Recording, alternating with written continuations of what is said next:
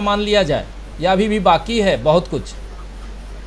देखिए, संजय भाई ने जो कहा अभी लास्ट में, वो मेरे दिमाग में कब से चल रहा है कि कहीं ऐसा ना हो, क्योंकि ये दो के अलावा कोई तीसरा है नहीं बीजेपी में। तो ये दो जब खुश हो जाएंगे, फ्लॉप हो जाएंगे, तो बीजेपी को संभालेगा कौन? और बीजेपी की जब संभालने वाला बचेगा नहीं, तो जब दो थे तब तो अडवाणी थे और अटल बिहारी वाजपेयी थे, अभी तो वो भी नहीं है, तो वो बचेगा कैसे? लेकिन मेरी ये चिंता नहीं है कि बीजेपी नहीं रहेगी तो देश का विपक्ष कहाँ रहेगा। देश का विपक्ष कम्युनिस्ट है, देश का विपक्ष जो है वो समाजवादी है। कांग्रेस के असल विपक्ष यही है। ये जो लोग हैं ये तो देश तोड़ने वाले लोग हैं, ये विपक्ष के लोग नहीं है। इन्होंने जो है अनुच्छेद जो है, मैं भी पढ़ रहा था कि अनुच्छेद 15 में लिखा है कि धर्म, नस्ल, जाति, लिंग या जन्म स्थान के आधार पर भेदभाव का निषेध, राज्य के द्वारा धर्म, मूल वंश, जाति, लिंग एवं जन्म स्थान आदि के आधार पर नागरिकों के प्रति जीवन के किसी भी क्षेत्र में भेदभाव नहीं किया जाएगा। अब बताइए कि जो ओथ लेते हैं हम इनसे सामान नहीं खरीदेंगे और सरकार उनके साथ खड़ी होती है, तो कैसे है वो देशभक्त, कैसे हैं और संविधान के कैसे ये सम्मान करने वाले लोग हैं और भारत को एक कैसे रखेंगे? वो विपक्ष कैसे बन सकते हैं? तो मैं तो चाहता हूं ये विपक्ष के तौर पे भी न रहे ऐसे इस तरह के लोग।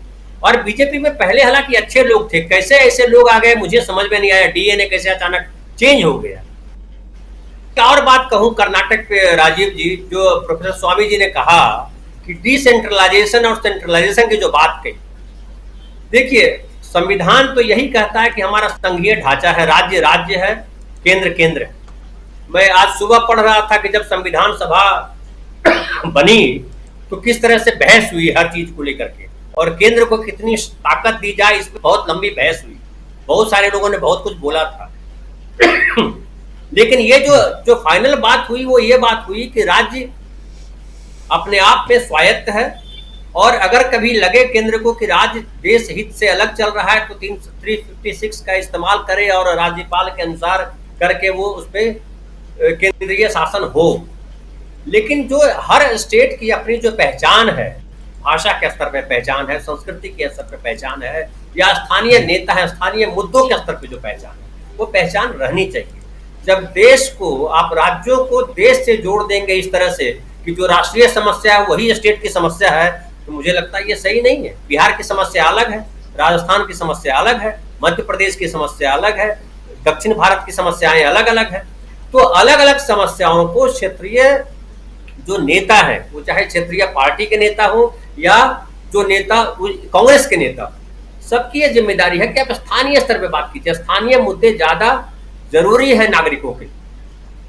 तो बीजेपी ने पिछले 9-10 वर्षों में क्या किया है कि स्थानीय मुद्दों को खत्म कर दिया, और मुद्दा एक ही है देश में, वो है देश के लिए जो देश हित की बात करते हैं, हिंदू मुसलमान की बात करते हैं, वही मुद्दा, और यह है कि कांग्रेस तरह खत्म कर दिया जाए, ये मुद्दा है बीजेपी के साथ। लेकिन सवाल खड़ा होता है कि कर्नाटक की जनता भी क्या ये चाहती है? तो ये देखने में आ रहा है कि कर्नाटक की जनता जो है चाहती है कि अब बहुत हो गया, थोड़ी हमारे विकास की बात करिए, देश को आगे बढ़ाने की बात कीजिए, सामाजिक समरसता की बात कीजिए, रोजगार की बात कीजिए। आप जो है हिंदू मुसलमान करिएगा तो रोजगार तो सबका घटेगा। और जिस तरह से प्राइवेटाइजेशन हुआ है, जिस तरह से अडानीवाद हुआ है, उस अडानीवाद में क्या हुआ है कि पैसा कहां से आ रहा है और कहां जा रहा है कुछ पता नहीं चल रहा है।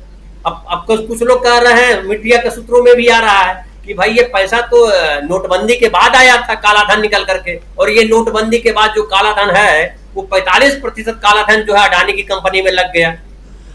अब थोड़ा सा जिक्र किया संजय भाई ने, जो फाइनेंशियल टाइम्स है उसने क्या कहा, कुछ अभी मीडिया में कहीं ये चर्चा नहीं है, बिल्कुल सही कह रहे हैं। 4 दिन पहले मीडिया में ये चर्चा थी कि अडानी ने उसका विरोध किया है, और अडानी के लोगों ने कहा है कि आपकी ये जो रिपोर्ट है वो खारिज करते हैं, वो गलत रिपोर्ट है।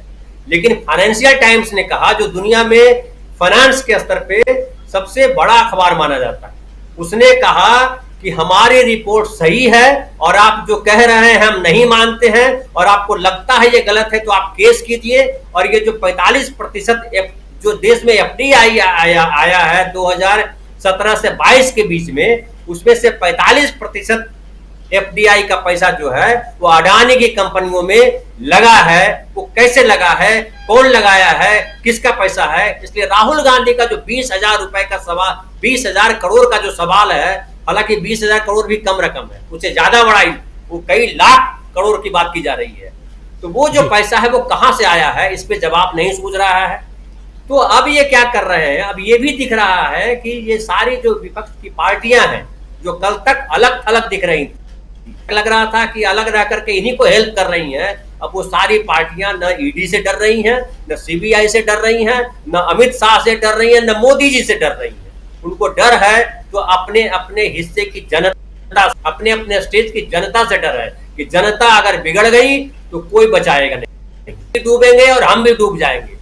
तो राहुल गांधी, एक और बात करके खत्म करूं, राहुल गांधी जो किया है, जो भारत जोड़ो यात्रा हुई जिसमें जनता से जुड़ने की बात, अब राहुल गांधी जो है देश के नेताओं से जुड़ने की बात कर रहे हैं। इसलिए वो नीतीश कुमार से मिले, इसलिए शरद पवार अगर सलाह देने गए हैं कि आप जाइए उद्धव ठाकरे से मिलिए, ममता बनर्जी से मिलिए, ठीक है, सलाह अच्छी बात है, लेकिन राहुल गांधी के दिमाग में भी ये है। और आप देखिए कि जो नीतीश कुमार आते हैं और साथ में तेजस्वी हैं, वो वीडियो अगर है आपके पास तो दिखाइए स्क्रीन पे।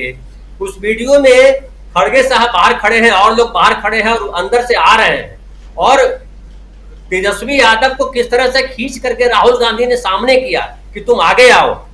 बिल्कुल। उसके बैठने के लिए किस तरह हुआ कि सेंटर में कौन बैठेगा, खड़गे साहब को बैठने के लिए कहा गया तो नीतीश जी को बैठने के लिए कहा गया, नीतीश जी कह रहे राहुल जी को आप बैठिए सेंटर में।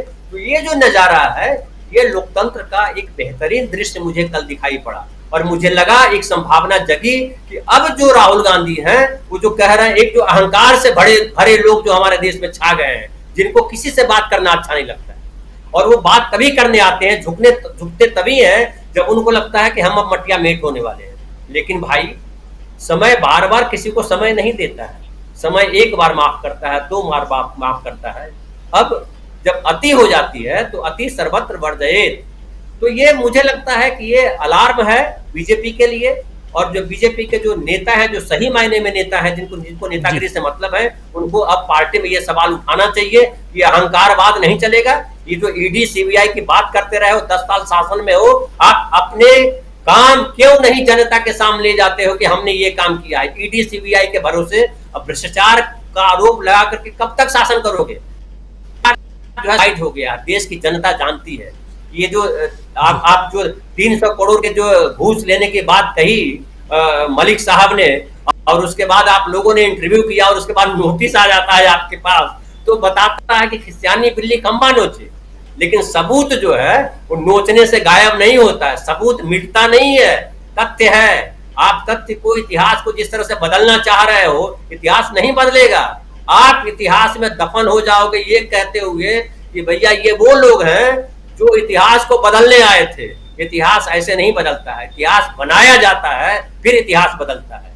जी राजीव जी बिल्कुल बिल्कुल, इतिहास बदलता है, बनाया जाता है, फिर बदलता है। लेकिन साथ साथ आप एक बहुत बड़ी बात कह रहे थे कि राहुल गांधी अभी भी एक यात्रा पे हैं, और वो यात्रा है